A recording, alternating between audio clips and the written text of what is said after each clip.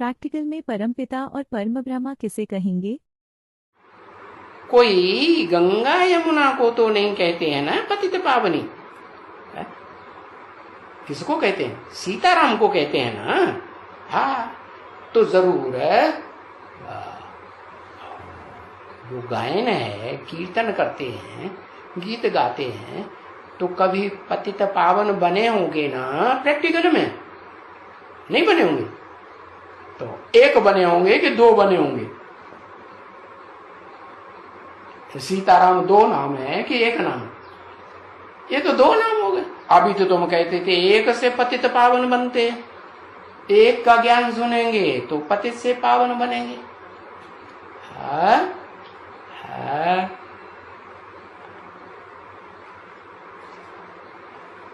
अरे प्रैक्टिकल में एक चाहिए, ये नहीं एक बिंदी है, एक मुकर्रर रथ है और पुरुष चोला है। नहीं, पुरुष चोला और बिंदी हो, उसके अंदर प्रवेश, और वो भले खुद भी बिंदी हो, तो प्रवृत्ति मार्ग कहेंगे पक्का। प्रवृत्ति मार्ग पक्का कब कहेंगे? दोनों हो, स्त्री चोला भी हो और पुरुष चोला भी हो, दोनों मिलकर के स्वभाव संस्कार से एक हो करके चलें तो कहेंगे प्रवृत्ति मार्ग के पक्के। विष्णु कह दो तो बताया कि ऐसे पत्थर बुद्धि सीताराम को पतित पावनी कहते हैं, फिर गंगा जी को पतित पावनी कहते हैं। बुद्धि में बात बैठती नहीं। अभी तुम्हारी बुद्धि में तो बैठ गई। सीताराम को क्यों कहते हैं पतित पावनी? अरे चुप। अरे एक पतित पावन कि दो दो पतित पावन?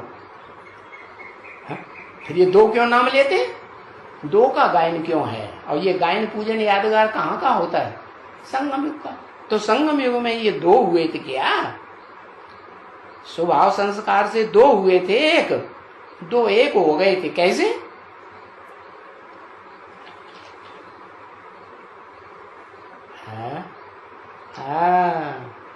कि प्रजापिता से जब तक वो माता न मिले, जो जन्म जन्मांतर उस एक बाप के साथ ही रहने वाली है।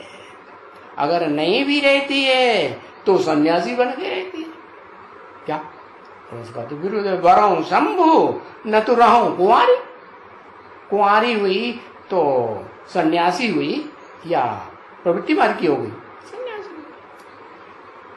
तो बताया कि वो एक है ऐसी आत्मस्वरूप धारण करने वाली, जो आत्मिक स्थिति में रहती है, वो है परा प्रकृति।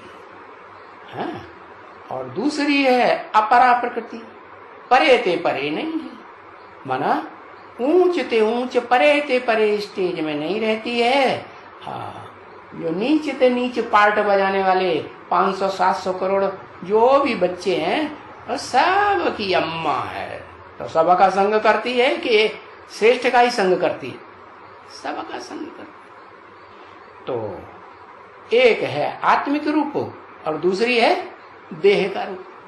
तो दोनों का मेल जब तक न हो तब तक जगदम्बा कहेंगे। कोई कहे कि देह तो है, उसमें आत्मा नहीं, तो न जगदप्पा है न जगदम्बा है। देह भी चाहिए और देह के साथ आत्मा भी चाहिए। तो देह है प्रकृति माता और आत्मा है पुरुष। तो दोनों के मेल से जो प्रैक्टिकल जीवन चलता है, तब कहा जाता है स्त्री और पुरुष, माता और पिता। तो बताया कि न पतित पावनी गंगा है, न कोई नदी है। पतित पावन तो सीताराम ही है। जब तक वो सीता वाली आत्मा, जो राम वाली आत्मा है, पतित शरीर वाली थी, शरीर से भी पावन बनती है। शरीर रूपी नैया भी पावन बनती कि नहीं? नैया भी पावन बनती है और आत्मा भी पावन बनती है। हाँ, लेकिन पुरुष चोला है, तो वो स्त्री चोला वाली हाँ जो माता है, जिसमें से देहवान क्या कुछ न कुछ रहता है या नहीं, थोड़ा बहुत तो देहवान रहता ही है। तो वो माता जो है वो जगदम्बा से मिलकर के एक हो जाए तो कहते हैं उसको जगत जननी। माता कौन सी? आत्मा भी और शरीर भी। तो देह रूपिणी वो धरणी माता, जिसे कहते हैं पृथ्वी माता, और आत्मिक रूप में जिसे महाभारत में क्या नाम दिया है? कुंती। क्या कुंती का अर्थ क्या है? कुंत। कुंत कहते हैं जो देहवान को फाड़ के रख दे, उसको कहते हैं कुंत। हाँ, देहम धारयते, उसको कहते हैं कुंत। और वो स्त्री चोले में है तो वही कुंती। कैसा पार्ट बजाया महाभारत में, कैसा दिखाते हैं? द्रौपदी के रूप में पार्ट बजाया कि भाई हमें तो साथ ही रहना है देहधारियों के। और कुंती ने कैसा पार्ट बजाया? अरे भले अपने पेट से पैदा हुए बच्चे हैं, उनको पालना भी दी है जिंदगी में, प्यार भी बहुत दिया है, लेकिन फिर भी अपने कुल की कहानी बचानी है। क्या ससुर घर का नाम बाला करना है या नहीं करना है, कि छोड़ के चला जाना है? तो कुल की कहानी बचाती है, तब तक कुल में रहती है जब तक दोनों कुल, पांडव कुल और कौरव कुल, दोनों मिलकर के एक न हो जाए। अच्छी भावना हुई है, बुरी भावना हुई? अच्छी भावना। तो देखो, समझते नहीं है कि पतित पावन सीताराम क्यों कहा जाता है। माने सीताएं भी दो हो गई। रामायण में क्या दिखाते हैं? सीता को जब रावण ले गया तो मेटल की सीता को ले गया या असली सीता को ले गया है? सोना मेटल की सीता बनाए के रख दी मूर्ति, और उसमें प्राण फूंक दिए, उसको रावण ले गया मेटल की सीता। और जो असली सीता थी उसको कहा तुम पावक में करो निवासा, जब लग करो निशाचर नासा। जब तक मैं इन निशाचरों का, राक्षसों का, दैत्यों का दुनिया से नाश कर दूं, तब तक तुम पावक में, अग्नि में, योगाग्नि में, ज्ञान अग्नि में निवास करो। तो देखो, समझते नहीं है कि वो सीता कौन सी है। वो सीता देह रूपिणी भी है और आत्म रूपिणी भी है, दोनों का मेल है प्रैक्टिकल, तब वो जगत जननी कही जाती है। सीता ने स्तुति की ना रामायण में, क्या जग जननी जय जय उमा, जग जननी जय जय। अब उमा तो पार्वती को कहा जाता है, तो पार्वती जग जननी हुई या जगदम्बा पृथ्वी जग जननी हुई? कौन हुई? दोनों। हाँ, जग जननी जो है वो जगदम्बा नहीं हो सकती जब तक उसमें देहभान खलास न हो, देह अहंकार खलास हो और आत्मिक स्थिति में आए, तभी क्या कहेंगे असली जग जननी। क्योंकि पृथ्वी जो पृथिव्याति चौड़ी बनती है, पहले तो छोटी सी कन्या होती है ना। भारत क्या था? कन्या का रूप थी, या पृथ्वी के समान चौड़ी होती गई? क्या थी? भारत तो छोटा था ना, कन्या जैसी थी ना, हाँ, पवित्र थी। तो वो तो जन्म जन्मांतर की पवित्र है, एक के सिवाय और किसी दूसरे का संग ही नहीं। वो तो द्वापर कलयुग की ये भांति है कि पतित तो सब होते हैं, लेकिन एक से पतित होना, हाँ, ये तो कायदा है किस दुनिया का? द्वापर और कलयुगी नारकी दुनिया का कायदा है ना।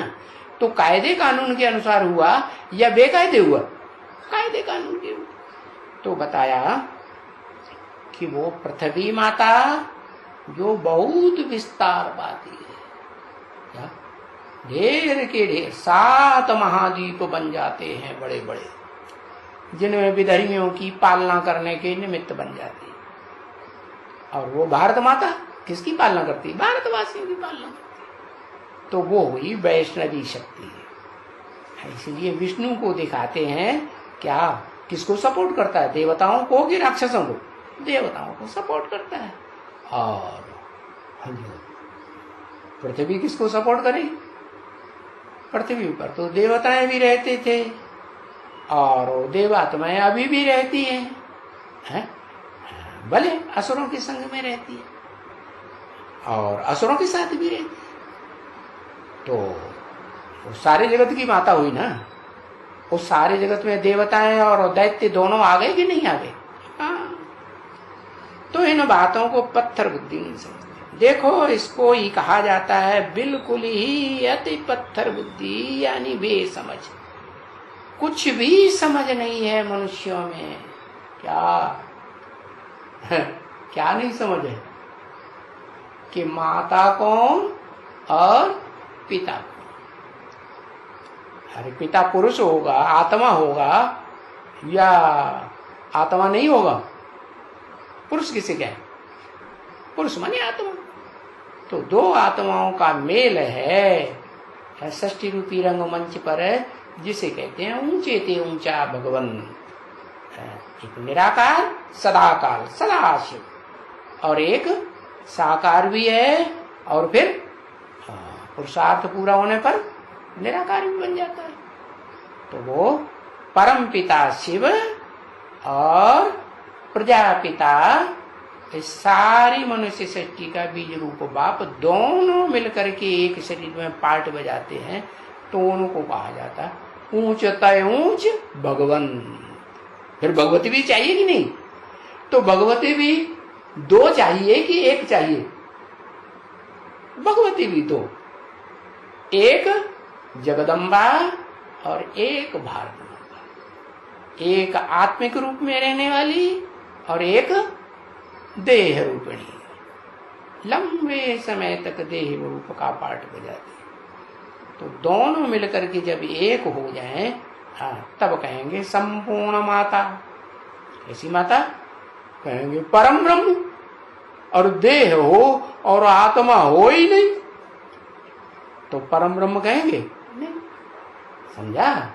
परम ब्रह्म कौन? परम ब्रह्मा। और परम पिता कौन? प्रैक्टिकल में शरीर के साथ। अब समझ में आया?